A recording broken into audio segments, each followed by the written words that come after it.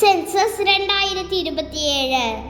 Census എന്നത് ഒരു രാജ്യത്തിൻ്റെ ജനങ്ങളെ എണ്ണുന്ന പ്രക്രിയ മാത്രമല്ല, ഓരോ കുടുംബത്തിൻ്റെയും പ്രതീക്ഷകളും ആവശ്യങ്ങളും ഭാവിയും രാജ്യത്തിൻ്റെ വികസന ഭൂപടത്തിൽ രേഖപ്പെടുത്തുന്ന മഹത്തായ ദൗത്യമാണ്. ഓരോ മനുഷ്യനെയും എണ്ണുമ്പോൾ ഒരു രാജ്യത്തിൻ്റെ ഭാവിയെയാണ് നാം രൂപപ്പെടുത്തുന്നത്. 10 വർഷത്തിലൊരിക്കൽ നടക്കുന്ന ഈ കണക്കെടുപ്പ് രാജ്യത്തിൻ്റെ വികസനത്തിന് അടിസ്ഥാനമായ ഒരു വലിയ പ്രവർത്തനമാണ്. 2027 സെൻസസ് ചരിത്രത്തിൽ വളരെ പ്രത്യേകതയുള്ളതാണ്. കാരണം സ്വതന്ത്ര ഇന്ത്യയിലെ ആദ്യ സമ്പൂർണ്ണ ഡിജിറ്റൽ സെൻസസ് ഇതായിരിക്കും. മുൻകാലങ്ങളിൽ സെൻസസ് ഉദ്യോഗസ്ഥർ വീടുകളിൽ എത്തി അച്ചടിച്ച സെൻസസ് ഫോമുകളിൽ വിവരങ്ങൾ രേഖപ്പെടുത്തുമായിരുന്നു.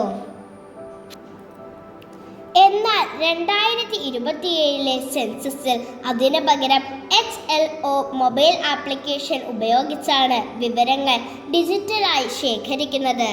ഈ സെൻസസിൻ്റെ മറ്റൊരു പ്രത്യേകത, ജനങ്ങൾക്ക് സ്വന്തം വീടുകളിലിരുന്ന് തന്നെ വിവരങ്ങൾ സെൽഫ് എന്യൂമറേഷൻ വഴി ഓൺലൈനായി നൽകാൻ കഴിയും. അതായത് ഉദ്യോഗസ്ഥർ എത്തുന്നതിന് മുൻപ് തന്നെ ഔദ്യോഗിക ഡിജിറ്റൽ പോർട്ടലിലൂടെ സ്വന്തം വിവരങ്ങൾ സുരക്ഷിതമായി രേഖപ്പെടുത്താം. ഈ പോർട്ടൽ മലയാളം ഉൾപ്പെടെ 16 ഇന്ത്യൻ ഭാഷകളിൽ ലഭ്യമാകും. 2027 ഡിജിറ്റൽ സെൻസസിലെ സെൽഫ് എന്യൂമറേഷൻ പോർട്ടൽ നിലവിൽ ലഭ്യമാക്കിയിരിക്കുന്ന 16 ഭാഷകൾ അസമീസ്, ബംഗാളി, ഇംഗ്ലീഷ്, ഗുജറാത്തി, ഹിന്ദി, കന്നഡ, കൊങ്കണി, മലയാളം, മണിപ്പൂരി, മറാത്തി, നേപ്പാളി, ഒഡിയ, പഞ്ചാബി, തമിഴ്, തെലുങ്ക്, ഉറുദു എന്നിവയാണ്.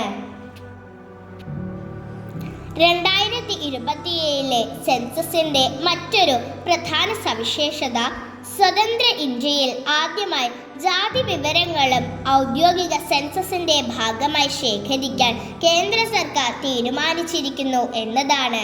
2011 സെൻസസിൽ സ്ഥിരമായി ശേഖരിച്ചിരുന്നത് പട്ടികജാതി പട്ടികവർഗം സംബന്ധിച്ച വിവരങ്ങളായിരുന്നു. എന്നാൽ 2027 സെൻസസിൽ ജാതി വിവരശേഖരണം വിപുലീകരിക്കാനുള്ള തീരുമാനമാണ് കേന്ദ്ര സർക്കാർ എടുത്തത്. ജാതി വിവരങ്ങൾ ശേഖരിക്കുന്നത് ആളുകളെ വേർതിരിക്കാനല്ല, സമൂഹത്തിലെ ഓരോ വിഭാഗത്തിൻ്റെയും യഥാർത്ഥ അവസ്ഥ മനസ്സിലാക്കി വികസന പദ്ധതികളും ക്ഷേമ പദ്ധതികളും കൂടുതൽ ഫലപ്രദവുമായി നടപ്പാക്കാൻ വേണ്ടിയാണ് ഈ വിവരങ്ങൾ ശേഖരിക്കുന്നത്. പലരും ചോദിക്കുന്ന ഒരു ചോദ്യമുണ്ട്. വിവരശേഖരണം 2026 തുടങ്ങിയാൽ പിന്നെ എന്തുകൊണ്ടാണ് സെൻസസ് 2027 എന്ന് വിളിക്കുന്നത്?